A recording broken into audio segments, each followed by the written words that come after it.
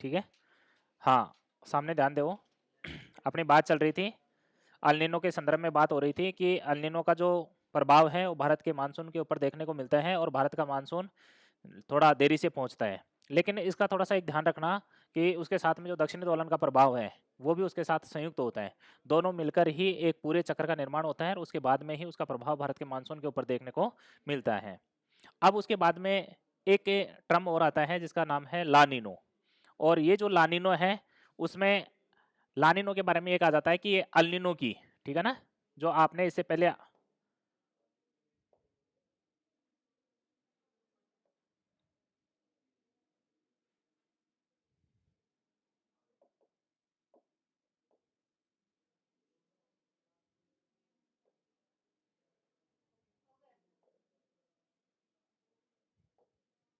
इधर ध्यान दो, जो आपने अल्निनो पढ़ा था इससे पहले, उस अल्निनो की छोटी बहन ही बताया जाता है इसको, अल्निनो की छोटी बहन है।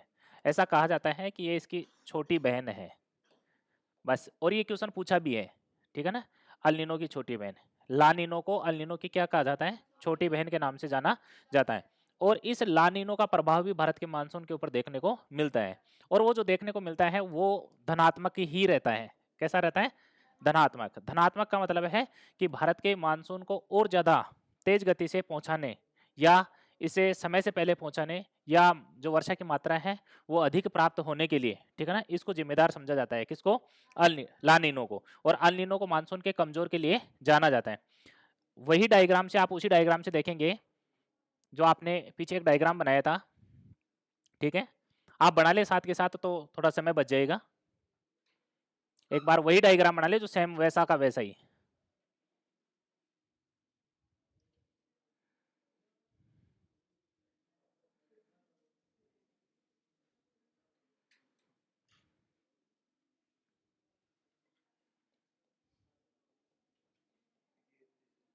ये 0 डिग्री अक्षांश रेखा है और ये द्वीप है, ठीक है।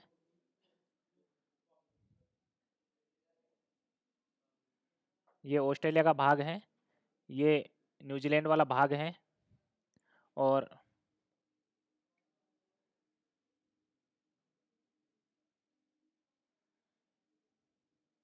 ये दक्षिणी अमेरिका का भाग है, ठीक है ना।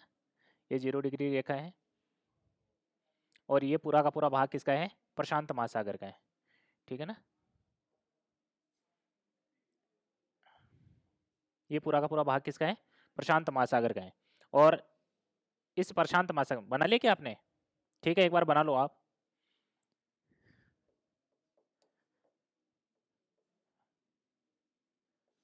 भारत है, ये श्रीलंका का भाग है,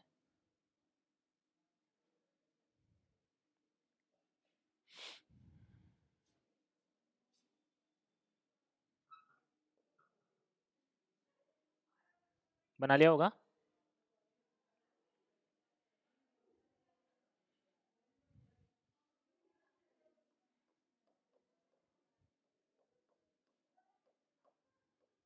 लानिनो,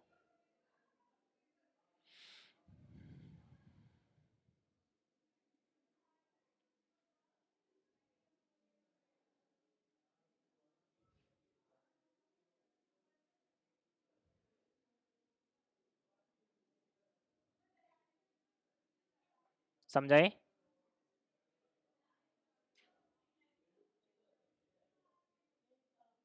इधर ध्यान दें, उसको भी थोड़ा सा रिपीट कर देता हूँ, ठीक है ना। दोनों का आपस में संबंध है, अल्निनो और लानिनो दोनों का आपस में संबंध है, ठीक है ना। आप देखेंगे दोनों विपरीत स्थितियां पैदा करते हैं, दोनों आपस में एक दूसरे की क्या करते हैं, विपरीत स्थितियां पैदा करते हैं। ये कौन सी रेखा है, विषुवत रेखा, 0 डिग्री अक्षांश रेखा। ये सारे के सारे क्या है, द्वीप समूह है। ये जो पूरा भाग है, ये भाग है दक्षिणी पूर्वी एशिया का भाग है, दक्षिणी पूर्वी एशिया का भाग है, दक्षिणी पूर्वी एशिया, ये दक्षिणी पूर्वी एशिया का भाग है। और ये वाला भारत का भाग है, ये श्रीलंका है, ठीक है। और ये ऑस्ट्रेलिया का पूर्वी तट है, क्योंकि ऑस्ट्रेलिया पूर्व, ऑस्ट्रेलिया पश्चिम में है।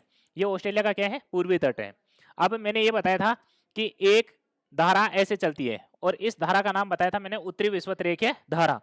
मैंने ये कहा था कि एक धारा ऐसे विषुवतरेखा के नीचे से चल रही है जिसका नाम है दक्षिण विषुवतरेखीय धारा।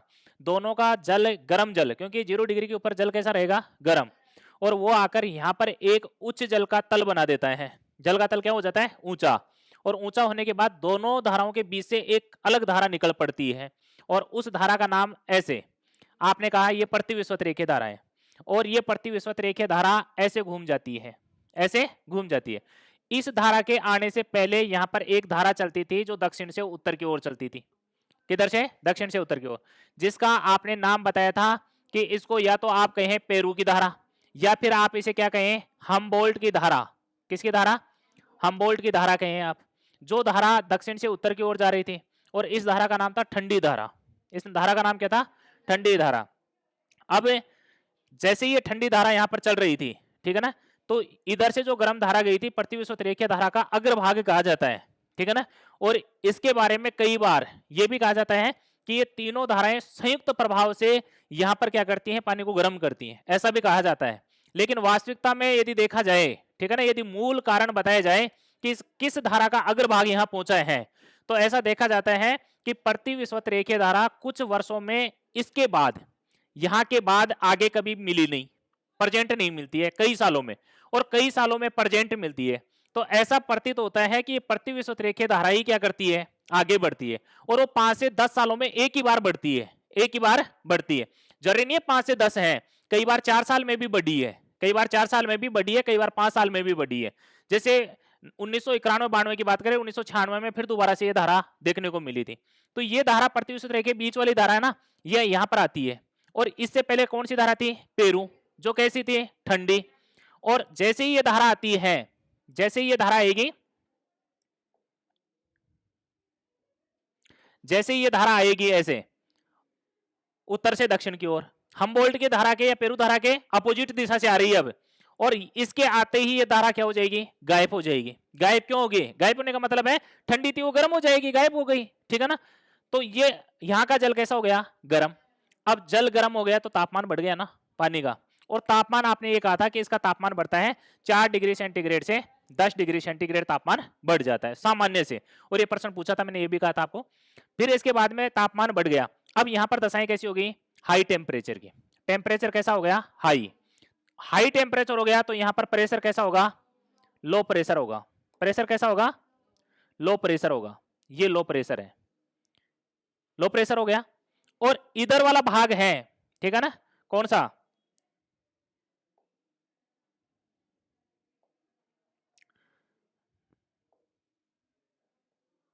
ये कौन सा भाग है, ऑस्ट्रेलिया का भाग है। और ऑस्ट्रेलिया का ये जो भाग है, ये भाग क्या है, ठंडा है। तो यहां पर टेम्परेचर कैसा है, लो, टेम्परेचर लो है, तो यहां पर प्रेशर कैसा होगा, हाई, प्रेशर हाई हो जाएगा। अब यहां हवा ज्यादा है या हवा कम है, तो हवा का स्वभाव क्या होता है, ज्यादा हवा जिस साइड में उससे कम की ओर चलना, तो हवा ऐसे चल पड़ती है, ऐसे। ये हवा यहां पहुंच गई, और यहां पहुंचते ही तापमान क्या है, ज्यादा, गर्म होगी। गर्म होगी तो संवहन के रूप में ऊपर उठेगी, ऊपर उठेगी तो क्या होगा, बारिश करेगी, क्योंकि जैसे जैसे ऊपर जाएगी ठंडी होगी, ठंडी होगी तो क्या, जो वाष्प था वो जल के रूप में क्या हो जाएगा, कन्वर्ट हो जाएगा, और वर्षा के रूप में नीचे आएगा। और फिर वो क्या करेगी, घूमेगी, और घूमकर वापस कहाँ उतर जाएगी, ऑस्ट्रेलिया के पूर्वी तट पर। और एक प्रकार का क्या बन गया, चक्कर। इस पूरे चक्कर का नाम क्या रखा गया, एनसो, एनसो। लेकिन इस धारा का नाम क्या रखा गया, अल्नीनो। अल्नीनो महासागर में चल रही है, इसलिए महासागरीय परिसंचरण का भाग माना जाता है। और ये हवाएं ऊपरी वायुमंडल में चल रही हैं, इसको दक्षिणी दोलन का वायुमंडल का परिसंचरण माना जाता है। और एक चक्कर का रूप में जो भाग बात हुई थी, ये एनसो बन गया था। इस एनसो ने क्या कर दिया कि यहां से जो ऐसे हवाएं चल रही थी, कौन सी, दक्षिणी पूर्वी, इन दक्षिणी पूर्वी व्यापारिक पवनों को यहां मोड़ दिया, यहां मोड़ दिया। तो फिर इधर जो दक्षिण, इधर जो पवनें चल रही थी ऐसे, इन पवनों को क्या नहीं मिली, पीछे से धक्का देने वाला बल नहीं मिला, ताकत नहीं मिली। जब ये ताकत गायब हो गई तो जो यहां से आने वाली जो पवनें थी, दक्षिणी पूर्वी पवनें जो भारत में पहुंच रही थी, वो क्या हो गई, कमजोर, कमजोर हो गई। और एक स्थिति ऐसी हो गई कि ये क्या पहुंची, भारत में देर से भी पहुंची, भारत में देर से भी पहुंची। और कितने देर से पहुंचती है, करीबन 1 सप्ताह का समय लेट हो जाता है, 1 सप्ताह। ध्यान रखना 2023 में यदि मानसून लेट पहुंचा है ना, तो उसका कारण अल नीनो नहीं था, विपर्जोय तूफान था। कौन सा तूफान था? विपर्जोय तूफान था। यहां तक की बातें समझ में आ गई थी। अब आज अपन पढ़ेंगे लानिनो। अब लानिनो में थोड़ी सी स्थिति क्या होगी, चेंज हो जाएगी, ठीक है ना। अब देखो लानिनो में क्या होता है कि यहां पर पेरू की ठंडी धारा है सामान्य स्थिति में, ये जो ठंडी धारा है इस धारा का तापमान कई बार, ठीक है ना, कई बार 4 से 10 डिग्री तापमान नीचे गिर जाता है। पहले ठंडी है और 4 से 10 डिग्री सेंटीग्रेड तापमान और क्या हो जाए, कम हो जाए, तो ज्यादा ठंडा हो गया ना पानी, ज्यादा ठंडा पानी हो गया तो यहां पर टेम्परेचर क्या हो गया, लो, तो लो टेम्परेचर। अब लो टेम्परेचर है तो प्रेशर कैसा होगा, हाई प्रेशर हो जाएगा। और इधर उसकी तुलना में इधर वाली स्थिति में क्या हो जाएगा, यहां टेम्परेचर क्या होगा, हाई होगा, और प्रेशर कैसा होगा, लो होगा। ये स्थिति हो गई। अब इधर तो क्या है प्रेशर ज्यादा, इधर प्रेशर क्या है, कम। तो इधर प्रेशर कम है तो फिर हवाएं कैसे चलेगी, हवाएं इधर से इधर, तो फिर हवाएं ऐसे चलेगी, हवाएं ऐसे चलेगी। और ऐसे चलेगी तो ये हवाएं कौन सी थी, दक्षिण पूर्वी व्यापारिक पवनें। इसका मतलब है अब दक्षिण पूर्वी व्यापारिक पवनें क्या है, ताकतवर है। और ये दक्षिण पूर्वी व्यापारिक पवनें इनके लगाएगी धक्का, और इनके धक्का लगाएगी तो ये पहुंचेगी कहां, भारत में। जो 40 डिग्री से 60 डिग्री पूर्वी देशांतरों के बीच का भाग है वो भारत में क्या कर जाएगा, पहुंच जाएगा। और भारत में जो मानसून है वो सामान्य से क्या हो जाएगा, पहले ही पहुंच जाएगा। तो लानिनो में तो कुछ ही नहीं है, अल नीनो आपके समझ में आ गया ना, तो उसका अपोजिट कर दो कि जो हम्बोल्ट धारा बह रही थी उसका तापमान सामान्य से 4 से 10 डिग्री सेंटीग्रेड वापस से क्या हो जाए, कम हो जाए। कम होते ही यहां पर कौन सी धारा बहने लग जाएगी, लानिनो। इसका मतलब है लानिनो ठंडी धारा है, लानिनो किसकी धारा है, ठंडी। और अल नीनो कैसी थी, गर्म। ठंडी धारा है तो प्रेशर क्या होगा, ज्यादा, तापमान क्या होगा, कम। आपको पता है तापमान कम होता है तो प्रेशर क्या होता है, ज्यादा। प्रेशर ज्यादा हो गया, यहां पर तापमान क्या है, कम, तो यहां पर प्रेशर, सॉरी, यहां पर तापमान क्या है, ज्यादा, तापमान हाई है, तापमान हाई है, और प्रेशर क्या है, कम है। तो इधर से हवाएं ऐसे चलेगी, इधर से हवाएं ऐसे चलेगी ऊपरी वायुमंडल में, और ऐसे धरातल पर भी ऐसे चलेगी, ऐसे चलेगी और ऐसे चलेगी। तो ये दक्षिण पूर्वी व्यापारिक पवनों को और क्या करेगी, धक्का देगी। तो दक्षिण पूर्वी व्यापारिक पवनों को और धक्का देगी तो ये किनके धक्का लगाएगी, इनके धक्का लगाएगी। और इनके धक्का लगाएगी तो ये कोरियालिस बल के कारण इधर से प्रवेश करेगी और भारत में मानसून समय से पहले ही पहुंच जाएगा। इसका मतलब क्या हुआ कि भारत के मानसून को, ठीक है ना, ताकत देने का काम, समय से पहले पहुंचाने का काम, और उसकी मात्रा को बढ़ाने का काम कौन करता है, लानिनो। ठीक है, समझे, लिखा थे अब, ठीक है, लिखे, हेडिंग डाल लो, लानिनो डाल रखा होगा आपने। ये ऐसे डायग्राम बना लेना, बस कुछ ही नहीं है, बस ये तीर के निशान बना लेना ऐसे 3-4 और कह देना लानिनो। और वो सारी बातें तो आपको पता है ही, थ्योरी में आ ही रही हैं, ठीक है, सारी बातें थ्योरी में क्लियर हो ही रही हैं।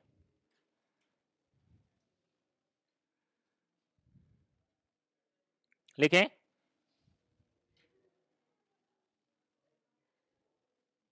जब पेरू तट पर, जब पेरू तट पर, समझाने की बातें बहुत होती हैं, लिखने की बहुत कम होगी। पेरू तट पर जब पेरू या हम्बोल्ट धारा का तापमान, पेरू या हम्बोल्ट धारा का तापमान, पेरू या हम्बोल्ट धारा का तापमान, पेरू या हम्बोल्ट धारा का तापमान सामान्य से, सामान्य से, सामान्य से 4 से 10 डिग्री सेंटीग्रेड, 4 से 10 डिग्री सेंटीग्रेड, 4 से 10 डिग्री सेंटीग्रेड कम हो जाए, कम हो जाए तो पेरू तट पर उच्च वायुदाब की दशाएं निर्मित होती हैं, पेरू तट पर उच्च वायुदाब की दशाएं निर्मित होती हैं, पेरू तट पर उच्च वायुदाब की दशाएं निर्मित होती हैं, पेरू तट पर उच्च वायुदाब की दशाएं निर्मित होती हैं, उच्च वायुदाब की दशाएं निर्मित होती हैं, तथा, तथा प्रशांत महासागर के पश्चिमी तट पर, प्रशांत महासागर के पश्चिमी तट पर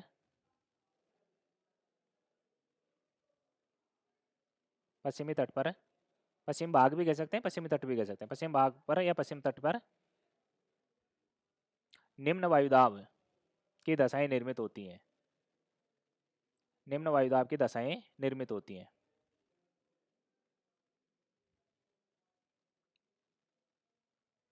दशाएं निर्मित होती हैं। अतः अतः हवाएं हवाएं हवाएं पश्चिम से पूर्व की ओर, सॉरी पूर्व से पश्चिम की ओर, पूर्व से पश्चिम की ओर, पूर्व से पश्चिम की ओर चलने लगती हैं। पूर्व से पश्चिम की ओर चलने लगती हैं। अब आपको ये तो पता है कि पूर्व से पश्चिम नहीं चल सकती, थोड़ा सा विक्षेपण तो होगा, उस बात को आप समझ जाना, ठीक है ना, लिखाने की आवश्यकता थोड़ी है। पूर्व से पश्चिम की ओर चलने लगती हैं। जो दक्षिणी पूर्वी व्यापारिक पवनों को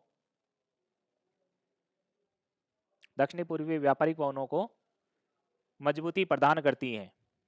दक्षिणी पूर्वी व्यापारिक पवनों को मजबूती प्रदान करती हैं। दक्षिणी पूर्वी व्यापारिक पवनों को मजबूती प्रदान करती हैं। दक्षिणी पूर्वी व्यापारिक पवनों को मजबूती प्रदान करती हैं। दक्षिणी पूर्वी व्यापारिक पवनों को मजबूती प्रदान करती हैं और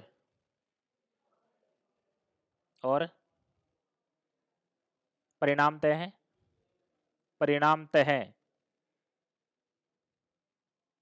भारत का मानसून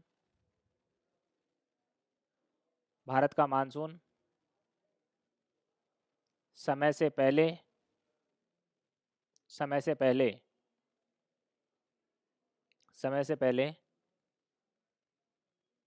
पहुंच जाता है। समय से पहले पहुंच जाता है तथा कई बार श्रीलंका, इंडोनेशिया और भारत में, कई बार श्रीलंका, इंडोनेशिया और भारत में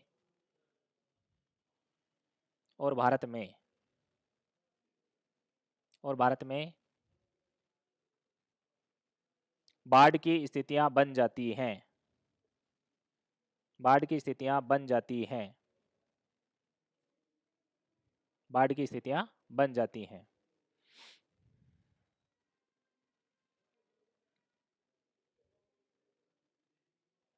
लिख लिया? बाढ़ की स्थितियां बन जाती हैं। उसका उल्टा करना है। उस समय क्या हो रहा था? अकाल पड़ रहा था इन्हीं देशों में, अल नीनो के कारण या एनसो के कारण, और अब क्या हो रहा है? बाढ़ की स्थितियां, और कई बार बाढ़ की स्थितियां बन जाती हैं। समझ गए ना आप? बस इधर क्या करना है? हाई प्रेशर जनरेट करना है और इधर लो प्रेशर का क्षेत्र बन जाएगा और हवाएं ऐसी चलेगी। बस कुछ ही नहीं करना। दो ही शब्द याद करने हैं कि यहाँ तापमान कम होने से वायुदाब ज्यादा हो जाएगा। अब वायुदाब ज्यादा है तो सीधी सी बात है इधर कम है, इधर कम है तो हवाएं चलेगी। और ऐसे हवाएं कौन चल रही थी पहले? दक्षिण पूर्व। तो इनको और ताकत मिल गई, और ताकत मिल गई तो ये इनके धक्का मार दी, इनके धक्का मार दी तो ये भारत में पहुंच गई, और भारत में समय से पहले पहुंच गया। और कितना समय से पहले? उसका अपोजिट करना है। जो 7 से 12 दिन लेट पहुंच रहा था, ये 7 से 12 दिन पहले पहुंच जाएगा। उसमें सूखा पड़ रहा था, इसमें बाढ़ हो जाएगी। अपोजिट करना है। और ला नीनो को क्या कहा जाता है? अल नीनो की छोटी बहन। और उसका नाम क्या था? अल नीनो स्पेनिश भाषा का शब्द था और उसका नाम क्या था? इसका अर्थ क्या था? बालक ईसा।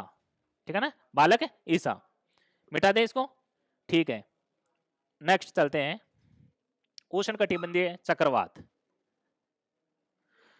हेडिंग डालें, उष्णकटिबंधीय चक्रवात। उष्णकटिबंधीय चक्रवात। हेडिंग डालें, उष्णकटिबंधीय चक्रवात। उष्णकटिबंधीय चक्रवात, ट्रॉपिकल साइक्लोन, उष्णकटिबंधीय चक्रवात। डालिए क्या? इधर ध्यान दो।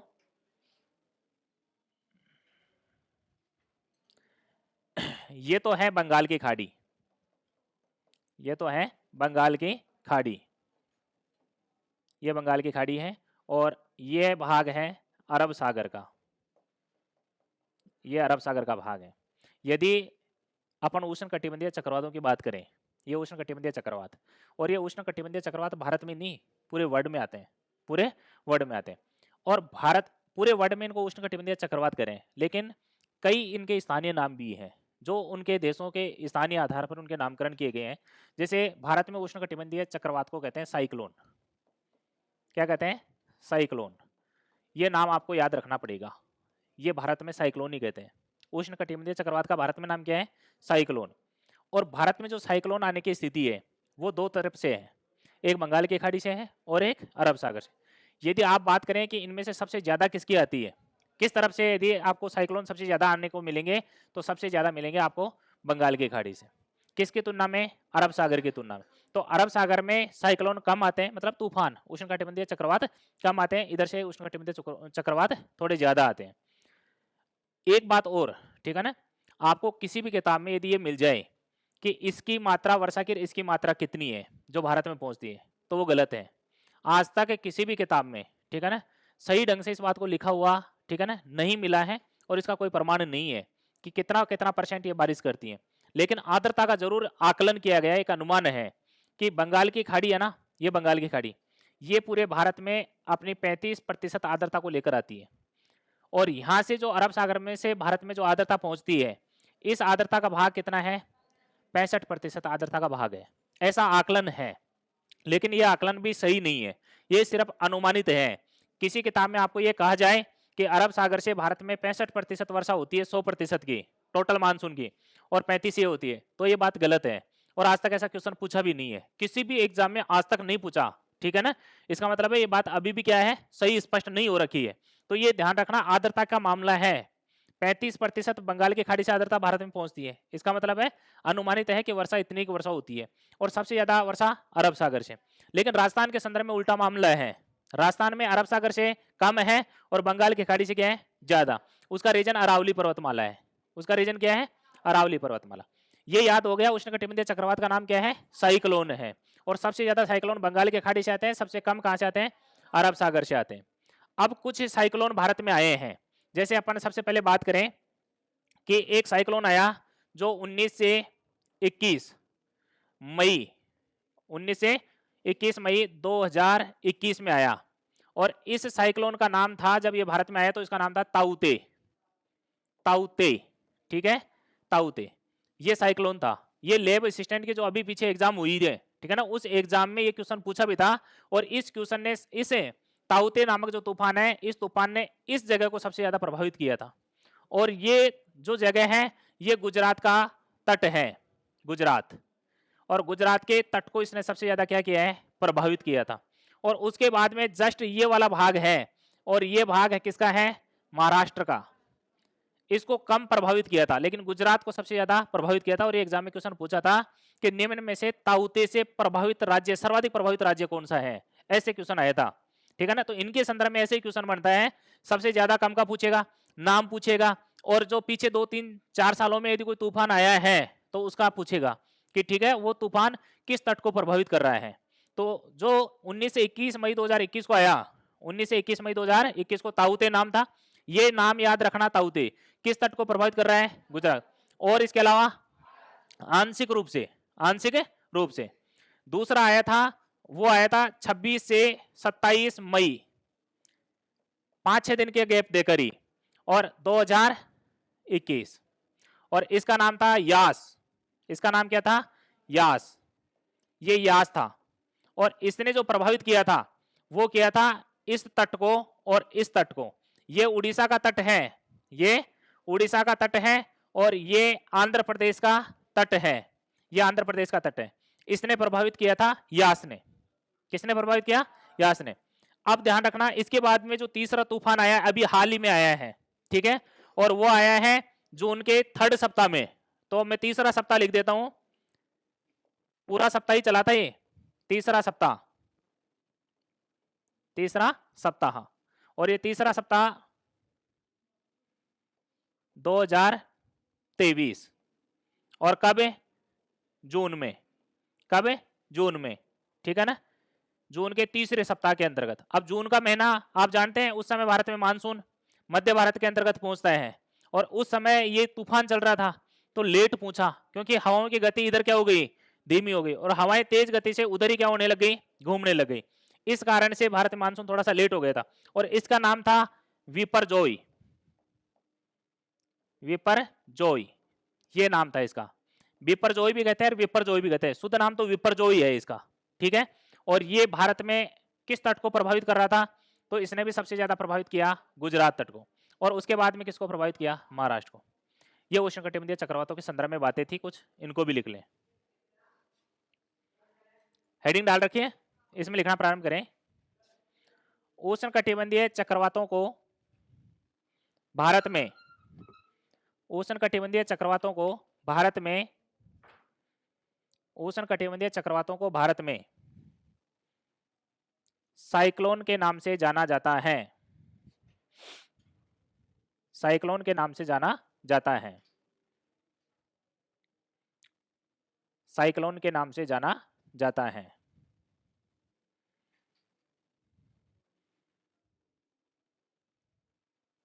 भारत में सर्वाधिक उष्णकटिबंधीय चक्रवात,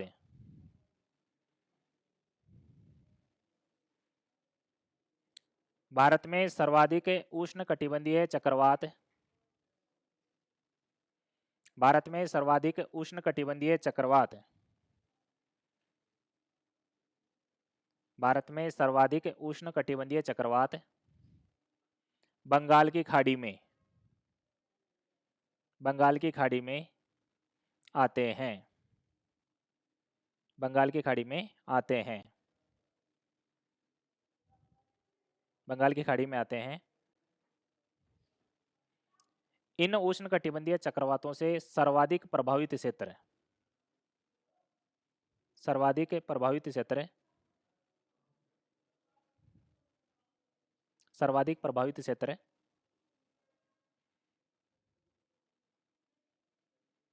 सर्वाधिक प्रभावित क्षेत्र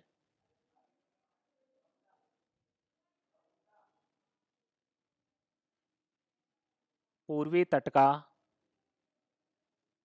पूर्वी तट का आंध्र प्रदेश व उड़ीसा,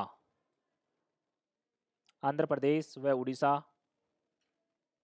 आंध्र प्रदेश व उड़ीसा का तटीय भाग, आंध्र प्रदेश व उड़ीसा का तटीय भाग तथा तथा गुजरात व महाराष्ट्र का तटीय भाग,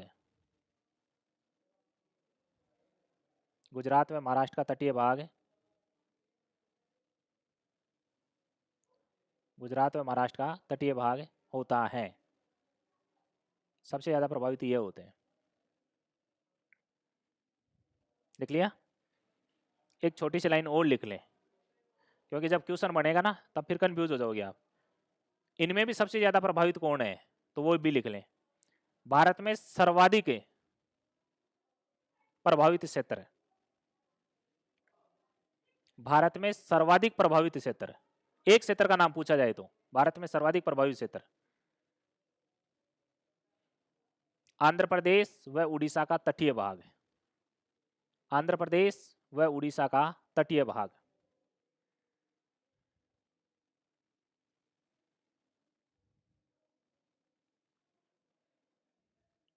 लिख लिया? हेडिंग डालें, भारत के प्रमुख, भारत के प्रमुख चक्रवात, भारत के प्रमुख चक्रवात।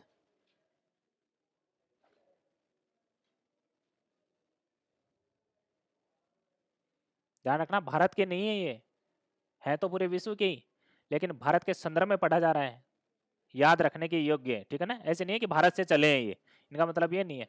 इनका नामकरण प्रत्येक साल हर देश का नंबर आता है, जो हिंद महासागर के आसपास के देश है ना, उनका सबका नंबर आता है। अभी शायद मेरे हिसाब से विपरजोय का म्यांमार ने किया होगा शायद इसका नामकरण, ठीक है ना। एक बार आप और कंफर्म कर लेना, विपरजोय का नामकरण इसने किया था। यास है ना, यास का पाकिस्तान ने नामकरण किया था, ठीक है ना, इसका तो मुझे पता है। और विपरजोय का शायद म्यांमार के द्वारा ऐसे कुछ किया है इसका नामकरण। तो ये नामकरण देशों के द्वारा, और अभी भारत ने आगामी घोषणा कर दी है, ठीक है ना।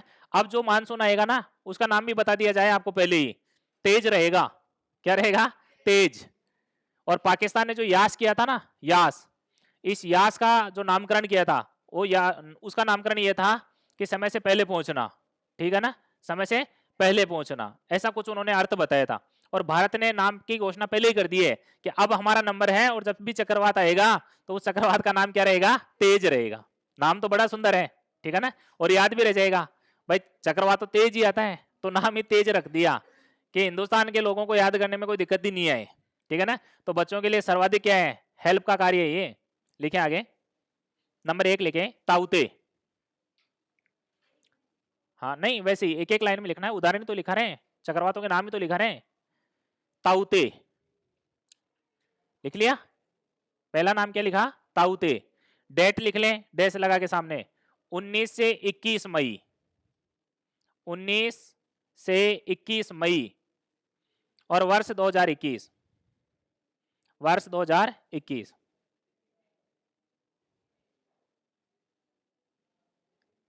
डैश लगा के लिखें। प्रभावित किसको किया वो भी लिख लें, या हेडिंग डाल ले छोटी सी नीचे की लाइन में, उस लाइन में नहीं मारा है तो नीचे लिख लें प्रभावित क्षेत्र।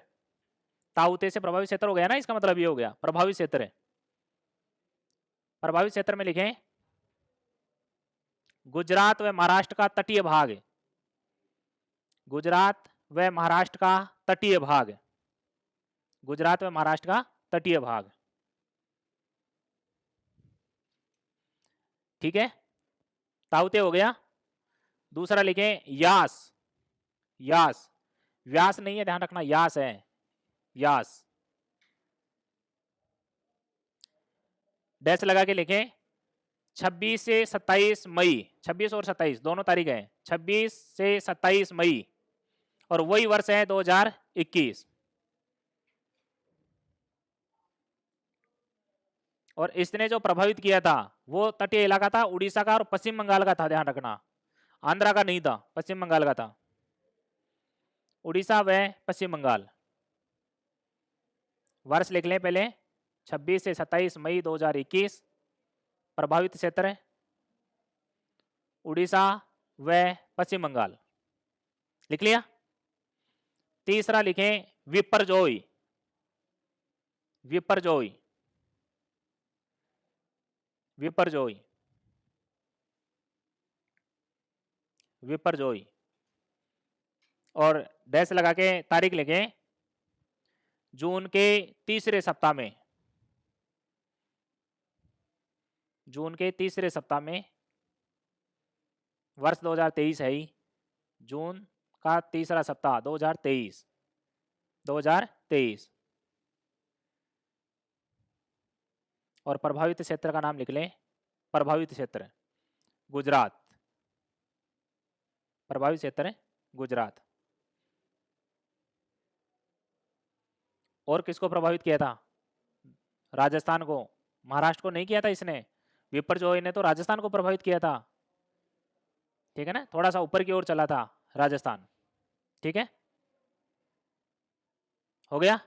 राजस्थान को प्रभावित किया था ना, सुना नहीं था अभी आपने थोड़े दिनों पहले कि विपर्जोय तूफान आने वाला है और वो उधर पश्चिम की तरफ है। ठीक है ना, जो भारत का, राजस्थान का जो दक्षिणी पूर्वी दक्षिण पश्चिम भाग था उसके तटीय इलाकों में तेज तरीके से क्या चलने लगी थी?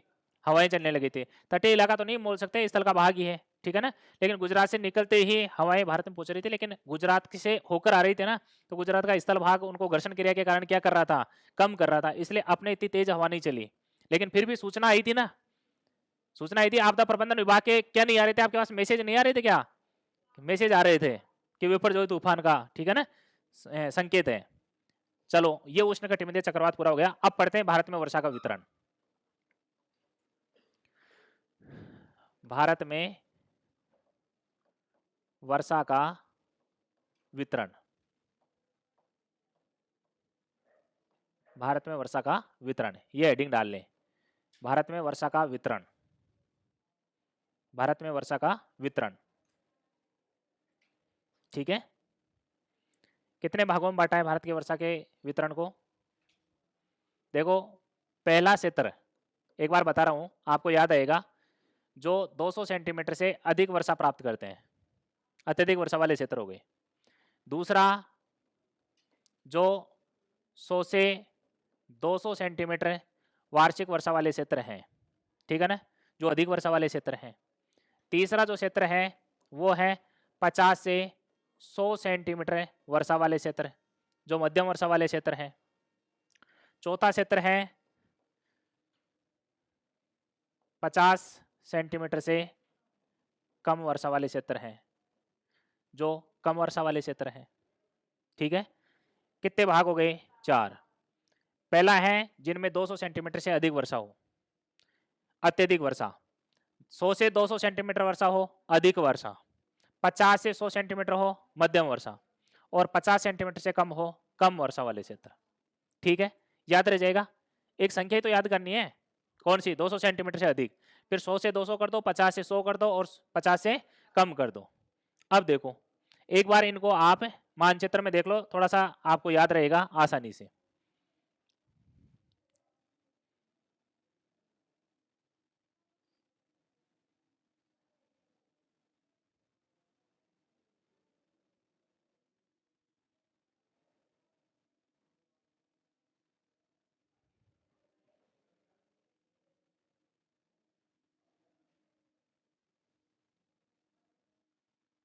ठीक है, ये भारत की स्थिति है। और सबसे पहले अपन देख रहे हैं अत्यधिक वर्षा वाला क्षेत्र, जिनमें आपने कहा कि वर्षा 200 सेंटीमीटर से अधिक होती है, ये क्षेत्र। इस क्षेत्र में सबसे पहले जो भाग आता है वो आता है ये वाला भाग, और इस भाग का नाम है पश्चिमी तटीय प्रदेश। पश्चिमी तटीय प्रदेश क्यों? क्योंकि जैसे ही मानसून आएगा ना तो मानसून टकराएगा, और टकराएगा तो पश्चिमी घाट के पश्चिमी भाग पर क्या करेगा? ध्यान रखना ये पश्चिमी घाट का पश्चिम भाग है, ठीक है ना। इस साइड में तो क्या होगा? हवा ऊपर उठेगी, नीचे उतरेगी तो घर्षण से गर्म होगे, तो वर्षा क्या करेगी? कम। तो ये तो वृष्टि क्षेत्र था, तो ये पश्चिमी घाट का पश्चिम क्षेत्र है। पश्चिम घाट का कौन सा क्षेत्र है? लेकिन आप कैसे लिखोगे? पश्चिमी घाट का पश्चिमी तटीय प्रदेश, ऐसे ही लिखोगे ना, ठीक है। फिर यहां बरसात हो गई कितनी? 200 सेंटीमीटर से अधिक। आपने यहां पर कुछ देखा हो तो आपने इस प्रकार से स्थिति देखी है, और ये द्वीपीय समूह है, और इस द्वीप का नाम क्या है? लक्षद्वीप। लक्षद्वीप, ये लक्षद्वीप का भाग है। और इस लक्षद्वीप में जो वर्षा होती है वो वर्षा भी होती है कौन सी? 200 सेंटीमीटर से अधिक। अपन इसका संकेत बना देते हैं ऐसे कि जो 200 सेंटीमीटर से वर्षा हो रही है उसको अपन ऐसे कर रहे हैं, ठीक है ना। हाँ, ऐसे समझ लेना, इस तरीके से अपन लाइन खींच रहे हैं। और उसके बाद का ये वाला भाग है, ये वाला भाग यहां तक का भाग है। इस भाग को छोड़ दो थोड़ा सा। ये भाग किसका है? ये भाग है मणिपुर का। किसका भाग है? मणिपुर का। इसको छोड़ दो थोड़ा सा, मणिपुर को छोड़ दो, तो ये पूरा का पूरा जो भाग है, ये पूरा का पूरा भाग वर्षा प्राप्त करता है 200 सेंटीमीटर से अधिक। 200 सेंटीमीटर से अधिक। और ये वाला जो भाग है ना, ये तो पूरा हो गया उत्तरी पूर्व के अधिकांश भाग है। उत्तरी पूर्व का अधिकांश भाग लिखेंगे इसको, जिसमें मणिपुर को छोड़ेंगे। किसको छोड़ेंगे? और ये वाला भाग आपको पता है ये पश्चिम बंगाल है। यहाँ कौन है? पश्चिम बंगाल। तो ये पश्चिम बंगाल का किस साइड का भाग है?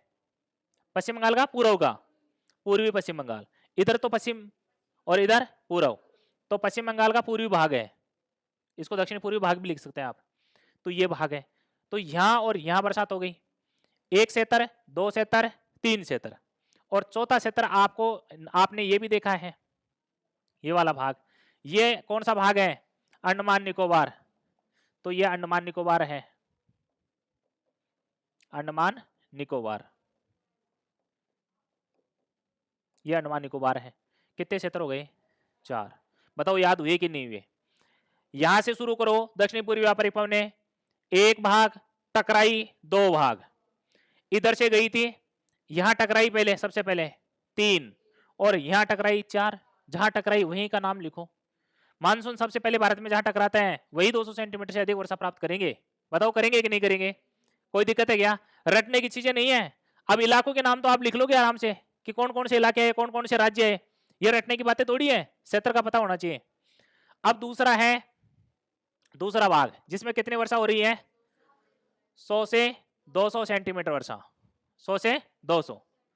और जो 100 से 200 सेंटीमीटर वर्षा होगी वो वर्षा कहां होगी? देखो इस वाले भाग को छोड़ दो, राजस्थान और गुजरात का भाग है, कुछ पंजाब हरियाणा का भी आ गया, और ये वाले भाग को छोड़ दो, ये जम्मू कश्मीर लद्दाख का आ गया, और फिर बाकी ये जो बचा, इस बाकी बचे भाग में ये वाला भाग, ठीक है। ये जो भाग है, इस भाग में जो वर्षा होगी, मैंने इस संकेत से बनाया है, ये इस भाग से, इस भाग में जो वर्षा होगी इसका संकेत बना देता हूं यहां, ठीक है। ये लो, इस भाग में जो वर्षा होगी वो कितनी होगी, 100 से 200। कितनी होगी, क्यों होगी, क्योंकि आपको पता है इधर से मानसून इधर जाएगा और इधर से मानसून इधर जाएगा, सारा मानसून यहाँ मध्य भारत में और उत्तरी भारत में टकराएगा, और ये तो लद्दाख का और ये पश्चिम अरावली के पश्चिम का भाग है, तो यहाँ तो कम वर्षा होगी, तो ये भाग है।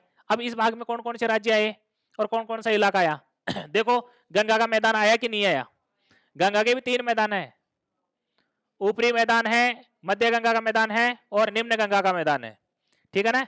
तो ये जो मैदान आए ना, ये मध्यम और निम्न गंगा के मैदान आ गए दोनों ही, ठीक है ना। ऊपर में तो थोड़ी कम होती है, ऊपरी मैदान में क्या होती है, कम, आपने पढ़ा है ना अफवाह तंत्र में, तो ये दोनों मैदान आ गए। फिर इसके बाद में आपने भौतिक प्रदेशों में पढ़ा था उच्च भूमि, उच्च भूमि का मतलब मध्य प्रदेश छत्तीसगढ़ वाला भाग है, उत्तर प्रदेश का भाग, वो मध्य उच्च भूमि, वो भी भाग आ गया, ठीक है। इसके अलावा दंडकारण्य क्षेत्र भी आ गया, कौन सा क्षेत्र आ गया, दंडकारण्य क्षेत्र भी आ गया। यहां वर्षा कितनी होती है, ये एक इलाका है, कौन सा इलाका है, एक। दूसरा इलाका देखो, ये पश्चिम घाट का पश्चिम भाग था और ये भाग पश्चिम घाट का कौन सा भाग है, पूर्वी। तो यहां पर भी जो वर्षा होती है ना, ये वर्षा भी कितनी होती है, 100 से 200। और आपको पता है ये भाग किसका है, कोरोमंडल तट का, तो इस कोरोमंडल तट पर भी वर्षा 100 से कितनी होती है, 200। कितनी होती है, 100 से 200। तो ये भाग भी 100 से कितने का है, 200 का। बताओ याद होगा कि नहीं होगा, पश्चिमी घाट का पूर्वी और कोरोमंडल तट, और ये वाला भाग बना दो बीच का, मध्य भारत का, जिसमें गंगा के मैदान की बात कर रहे हैं, ठीक है, दंडकारण्य की बात कर रहे हैं, मध्य उच्च भूमि की बात कर रहे हैं, ये सारा इलाका गया इसमें। अब देखो, अब आसान हो गया आपके लिए काम। अब आप है ना तीसरा क्षेत्र कौन सा बताएंगे, है 50 से 100, और चौथा कौन सा बताया था आपने, 50 सेंटीमीटर से कम। पहले आप कम को पकड़ो, फिर बचेगा वो बच जाएगा, ठीक है। तो कम का तो आपने पहले ही बना दिया, छोड़ा है ना वो, ये भाग है जहां पर सबसे क्या होती है, बारिश, कम बारिश होती है, ये सबसे कम बारिश वाले इलाके हैं, ठीक है, ये सबसे कम बारिश। और ये तो आपको पता है ये सबसे कम बारिश हो रही है, ये कहाँ कहाँ हो रही है, एक तो जम्मू कश्मीर लद्दाख का भाग है, और एक राजस्थान का भाग है, और राजस्थान में भी पश्चिमी राजस्थान, ध्यान रखना मैंने देखो थोड़ा सा गुजरात का भाग भी ले लिया, ठीक है। इसका मतलब है अरावली के पहली साइड का भाग आ गया, और ये क्या है, जम्मू कश्मीर इसका भाग है। एक भाग और है जो सबसे कम, प्रायद्वीपीय पठार का आंतरिक भाग भी 50 सेंटीमीटर से कम वर्षा रखता है, और वो भाग है ये वाला, ध्यान रखना, ये वाला भाग, यहां पर भी क्या होती है, 50 सेंटीमीटर से कम वर्षा होती है। और अब जो भाग बच गया, ठीक है ना, जो भाग बच गया, यहां तो मैं लिख देता हूं इस वाले के, तो ये संकेत है, और ये वाला जो संकेत है उसको आप ऐसे दर्शाओ, 50 से 100 सेंटीमीटर, तो ये 50 से 100 सेंटीमीटर का भाग बच गया। इसका मतलब है प्रायद्वीपीय पठार का अधिकांश भाग, प्रायद्वीपीय पठार का अधिकांश भाग कितनी, 50 से 100 सेंटीमीटर वर्षा रखेगा। बताओ याद होने में कोई दिक्कत आएगी क्या, दोबारा से देखो, सबसे पहले 200 सेंटीमीटर से अधिक पश्चिमी घाट का पश्चिम भाग, ठीक है, लक्षद्वीप, अंडमान निकोबार, उत्तरी पूर्व का अधिकांश भाग, जिसमें मणिपुर को छोड़ दो, और पश्चिम बंगाल के दक्षिण पूर्वी भाग को शामिल कर लो। दूसरा है 100 से 200 सेंटीमीटर, आपको पता है कि हवाएं दूसरी तरफ उतरेगी तो कम बारिश करेगी, इसलिए पश्चिमी घाट का पूर्वी भाग, कोरोमंडल तट, ठीक है, और मध्य भारत का इलाका, जिसमें गंगा का ऊपरी निम्न गंगा के मैदान आ गए, ठीक है, उच्च मध्य उच्च भूमि आ गई जिसमें दंडकारण्य प्रदेश है, ठीक है। और इसके अलावा पूरा का पूरा भाग, ये तो भाग आ ही गया ना, पूर्वी और कोरोमंडल, ये 3 क्षेत्र इसके आ गए। फिर इसके अलावा 50 से 100 को छोड़ दो, पहले 50 से कम की बात करो, अरावली का पश्चिम भाग, जिसमें गुजरात का और राजस्थान का भाग पश्चिम भाग आ गया, जम्मू कश्मीर लद्दाख का भाग आ गया, और फिर बचा है उसको क्या कर दो, ये कर दो, एक कम वर्षा आंतरिक भाग में भी होती है ना, और ये बचा है वो पूरा प्रायद्वीपीय पठार का अधिकांश भाग, जो किसका है, 50 से 100 सेंटीमीटर। बताओ कोई समझ आएगा, कॉन्सेप्टली बातें हैं ना सारी, डायग्राम से समझ में आ रहा है ना सब कुछ, ठीक है। मणिपुर किस में आएगा, ये मणिपुर है ना, ये वाला भाग, ये भी 100 से 200 सेंटीमीटर ही वर्षा प्राप्त करता है, ये वाला भाग ही है मणिपुर भी, 100 से 200 सेंटीमीटर वर्षा वाला भाग ही है ये भी, लो ठीक है ना, कम होती है, 100 से 200 सेंटीमीटर वर्षा वाला भाग है। अब लिखें, रेखा चित्र बाद में बना लेना, लास्ट में, लास्ट का ही बनाने का होता है ना, आपके सामने रहेगा, आप देख लेना इसमें, ठीक है ना, और माइंड में इसको दोहराना, जो मैं नाम बोलूं ना उसका मतलब आप यात्रा करना किसकी, मानचित्र की। यदि मैं लिखा रहा हूं और आप मानचित्र पे चल रहे हैं, माइंड को मानचित्र पे दौड़ा रहे हैं ना, तो 100% सत्य है कि आप भूल ही नहीं सकते, आप भूल ही नहीं सकते, ठीक है। लिखें, भारत में वर्षा का वितरण डाल लिया, नंबर 1 डालें, अत्यधिक वर्षा के क्षेत्र, अत्यधिक वर्षा के क्षेत्र, अत्यधिक वर्षा के क्षेत्र, और सामने लिख दें 100 से 200 सेंटीमीटर, नहीं 200 सेंटीमीटर से अधिक, 200 सेंटीमीटर से अधिक, अत्यधिक वर्षा के क्षेत्र 200 सेंटीमीटर से अधिक,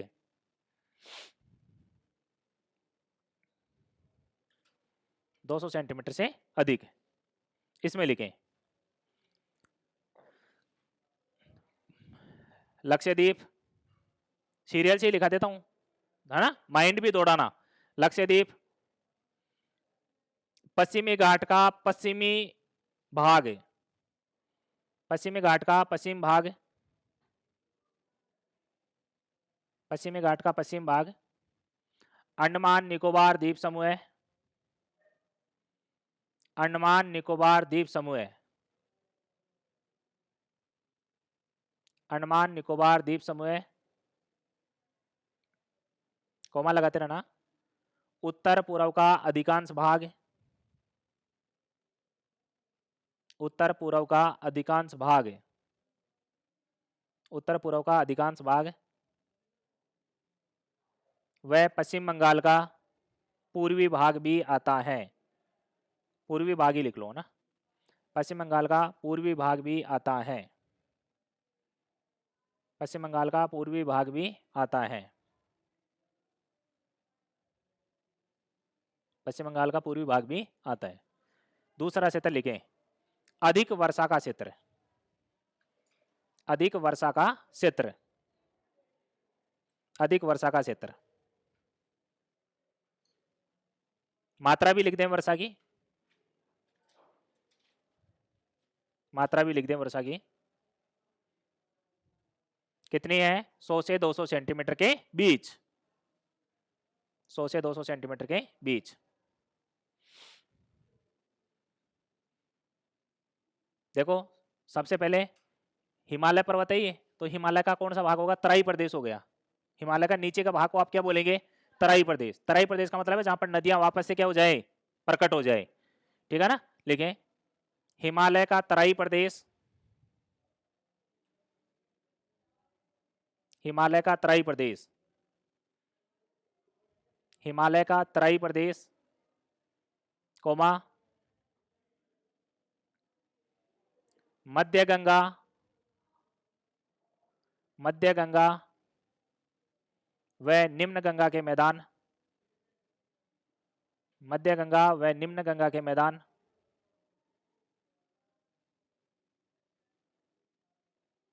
कोमा लगाओ, मध्यवर्ती उच्च भूमि, मध्यवर्ती उच्च भूमि, मध्यवर्ती उच्च भूमि, ब्रैकेट शुरू करें, मध्यवर्ती उच्च भूमि के नाम भी लिख लें, दक्षिण पूर्वी राजस्थान, भाई मध्यवर्ती उच्च भूमि में कौन कौन से राज्य आते हैं उनके भी नाम लिखा रहा हूं ब्रैकेट में, दक्षिण पूर्वी राजस्थान, मध्य प्रदेश, मध्य प्रदेश,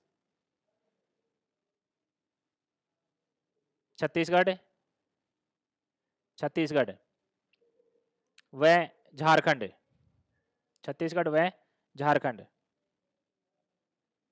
ब्रैकेट बंद करो, ब्रैकेट बंद करो, दंडकारण्य क्षेत्र, दंडकारण्य क्षेत्र,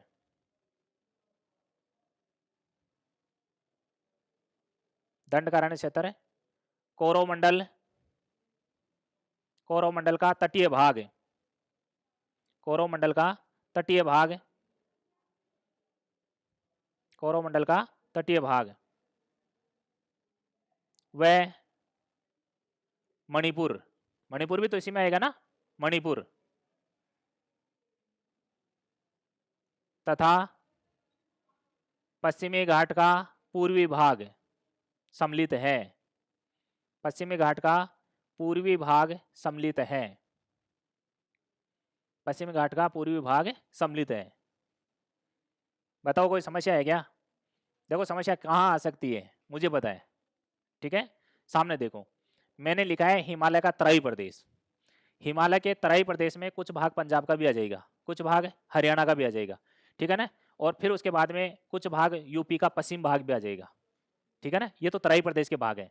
फिर आपने कहा मध्यवर्ती गंगा का मैदान, अब मध्यवर्ती गंगा के मैदान का नाम नहीं आगे और किसी राज्य का नाम आ जाए तो फिर आप तो फ्लॉप हो जाओ वहाँ। तो ध्यान रखना पड़ेगा कि मध्यवर्ती गंगा का मैदान का राज्य कौन सा है, तो यूपी और बिहार है, यूपी और बिहार। तो मध्यवर्ती गंगा कहाँ है, यूपी और बिहार में मेनली। फिर उसके बाद में आपसे पूछ लिया जाए कि निम्नवर्ती गंगा का मैदान किस राज्य में है, तो एक में ही है, पश्चिम बंगाल में। उसके बाद में तो नदी पहुंची जाती है कहाँ, बंगाल की खाड़ी में पहुंची जाती है, ठीक है ना। तो ये थोड़ा ध्यान रख लेना। और मध्यवर्ती उच्च भूमि के नाम लिखा ही थे मैंने भाई, मध्यवर्ती उच्च भूमि का मतलब है पठारी भाग है, मध्य भारत का पठारी। और मध्यवर्ती भारत का पठारी भाग में दक्षिण पूर्वी राजस्थान भी आता है जिसमें मालवा का पठार है, फिर मध्य प्रदेश आ गया, फिर छत्तीसगढ़ आ गया, फिर झारखंड आ गया, फिर नीचे कौन सा आ गया, ये तो सारे भाग कौन से आ गए, देखो यहाँ पर है दक्षिण पूर्वी राजस्थान, ये मध्य प्रदेश, ये छत्तीसगढ़, ये दंडकारण्य का भाग आ गया, किसका भाग आ गया, दंडकारण्य का भाग आ गया। और फिर उसके बाद में ये पश्चिम घाट का पूर्वी भाग आ गया, ये कोरोमंडल क्या आ गया, तट आ गया, और ये भाग किसका आ गया, मणिपुर का, ठीक है। तीसरा भाग लेके मध्यम वर्षा का क्षेत्र 50 से 100 सेंटीमीटर, मध्यम वर्षा का क्षेत्र 50 से 100 सेंटीमीटर, 50 से 100 सेंटीमीटर इसमें लिखें। प्रायद्वीपीय पठार का अधिकांश भाग, प्रायद्वीपीय पठार का अधिकांश भाग, प्रायद्वीपीय पठार का अधिकांश भाग, प्रायद्वीपीय पठार का अधिकांश भाग, प्रायद्वीपीय पठार का अधिकांश भाग, वह उत्तरी गंगा, उत्तरी गंगा का मैदान। अब उत्तरी गंगा के मैदान में भी राज्य कौन से हैं, तो ब्रैकेट में लिख लो, उत्तरी गंगा के मैदान में राज्य कौन से हैं, तो उनके नाम लिख लो, पंजाब और हरियाणा है, पंजाब और हरियाणा है, ब्रैकेट बंद कर दो, ब्रैकेट के बाद में लिखो भाग आते हैं, मैदान के भाग आते हैं, मैदान के भाग आते हैं। अब चौथा, कम वर्षा के क्षेत्र, कम वर्षा के क्षेत्र, कम वर्षा के क्षेत्र, कम वर्षा के क्षेत्र, कम वर्षा के क्षेत्र में लिखो राजस्थान, राजस्थान का पश्चिम भाग, राजस्थान का पश्चिम भाग, दक्षिणी पंजाब व हरियाणा, दक्षिणी पंजाब व हरियाणा, दक्षिणी पंजाब व हरियाणा, उत्तरी गुजरात, उत्तरी गुजरात, उत्तरी गुजरात, जम्मू कश्मीर व लद्दाख, जम्मू कश्मीर व लद्दाख, जम्मू कश्मीर व लद्दाख का क्षेत्र,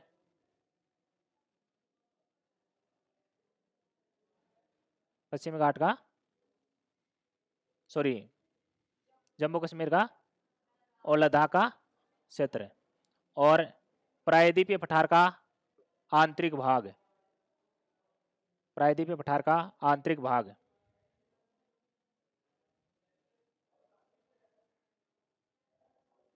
आंतरिक भाग, और इसको वृष्टि छाया प्रदेश बोलते हैं, ये वृष्टि छाया प्रदेश का ही क्या है, भाग है। यही है ना, ठीक है। अब ये डायग्राम आप बना लो, ठीक है, और मैं इधर थोड़ा सा इसको स्पष्ट लिख देता हूं। आप डायग्राम बना लो, मैं इसको स्पष्ट लिख देता हूं, ठीक है। यहां लक्ष्यदीप लिख देना आप, ठीक है ना।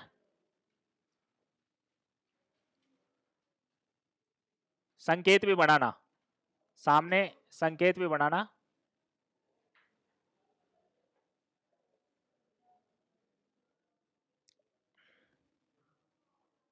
पहला है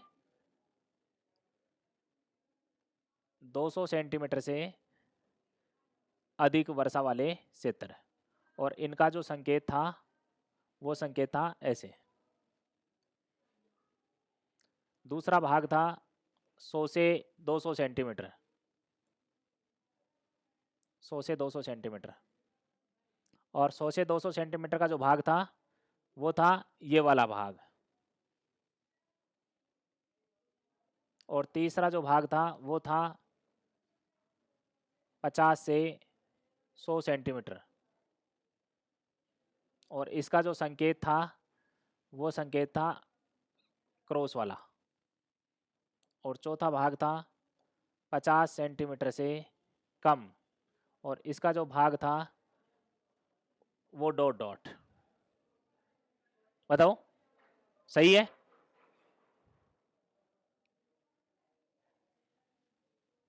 बना लो। कुछ पूछना है? ठीक है, बना लो, फिर बना लो, बंद करवा दे, आप बना लो इसको। कल पढ़ाएंगे जलवायु प्रदेश, फिर आपका टॉपिक कंप्लीट है। ये प्रायद्वीपीय पठार के आंतरिक भाग में देखो, कर्नाटक का कुछ भाग भी है, केरल का भाग भी है, तमिलनाडु का कुछ भाग भी है, ठीक है, आंध्र प्रदेश का भाग भी है, तेलंगाना का भाग भी है, उड़ीसा का भाग भी है, ठीक है, मध्य प्रदेश का दक्षिणी भाग भी है, ठीक है, गुजरात का पश्चिम भाग भी है, महाराष्ट्र का क्या है पश्चिम पूर्वी भाग भी है, और गुजरात का भी पूर्वी भाग है। ये सारा आंतरिक भाग है, और इस आंतरिक भाग में ये वाला भाग छोड़ दें तो इसमें थोड़ा सा तेलंगाना का भाग आ गया, थोड़ा सा आंशिक भाग आंध्रा का आ गया, थोड़ा सा जो भाग है वो कर्नाटक का भी है, ये थोड़ा सा आंतरिक भाग है, ठीक है ना। ऐसे है, वैसे ऐसे क्वेश्चन पूछता नहीं है, ऐसे आंतरिक भाग ऐसे ही आएगा, पूछेगा ना तो सबसे ज्यादा 200 सेंटीमीटर से अधिक वर्षा वाला इलाका है ना, उसमें राज्य पूछता है, उसमें राज्य पूछता है, और सबसे कम में राज्य पूछता है, और बाकी के में राज्य पूछता नहीं है, ठीक है ना। हाँ, इतना थोड़ा सा ध्यान रखना कि सबसे कम और ज्यादा वाले राज्य पूछा जा सकता है। और एक चीज और का ध्यान रखना, सबसे कम वर्षा यहाँ और यहाँ हो रही है और यहाँ हो रही है, इनमें से भी सबसे कम वर्षा कहाँ होगी, कहाँ होगी? मैंने एक किताब में क्वेश्चन देखा था, उस क्वेश्चन के अंतर्गत आंसर को ये मान रखा था लद्दाख और जम्मू कश्मीर। यहां नहीं होती है, अपने जैसलमेर के राजस्थान के सम क्षेत्र में होती है, कितनी 5 सेंटीमीटर से कम वर्षा होती है औसत रूप से, ठीक है ना, और यहाँ 10 सेंटीमीटर है, तो सबसे कम भी राजस्थान में ही है। मैंने कहा नहीं था क्या वो मार्शडेन वाला कथन कि सबसे ज्यादा और सबसे कम, फिर मैंने कहा था कि यदि आपको सबसे कम देखना हो तो कहाँ चले आना, जैसलमेर के सम क्षेत्र में, और सबसे ज्यादा देखना हो तो आप मोशन राम में आ जाना, मेघालय में, वहां मिलेंगे अपन, ठीक है ना। ऐसे